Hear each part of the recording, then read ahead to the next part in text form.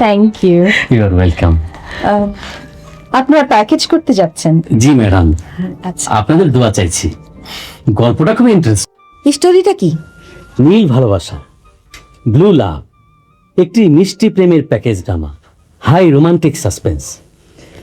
একটি ছেলে চাকরি পাচ্ছে না, অনেক জায়গায় চেষ্টা করেছে, নো ভ্যাকেন্সি। শেষে মেয়ে সেজে ইন্টারভিউ দিয়েছে, তাতেই চাকরিটা হয়েছে। আচ্ছা, স্ক্রিপ্টটা দেখি। Thank you. স্ক্রিপ্ট পছন্দ না হলে কিন্তু আমার মেয়ে অভিনয় কর।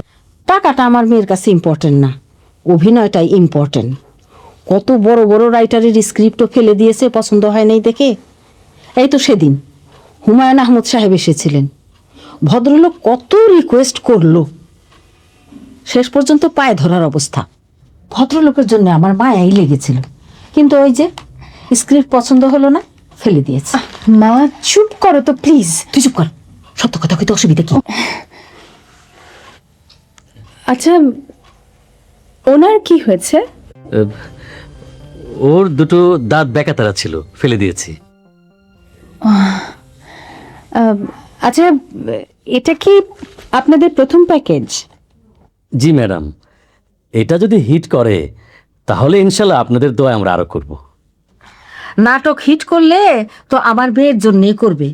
নাটক তো আর স্ক্রিপ্টের জন্যও চলে না, মেকিং এর জন্যও চলে না, চললে ওই আমার মেয়ের জন্যই চলে।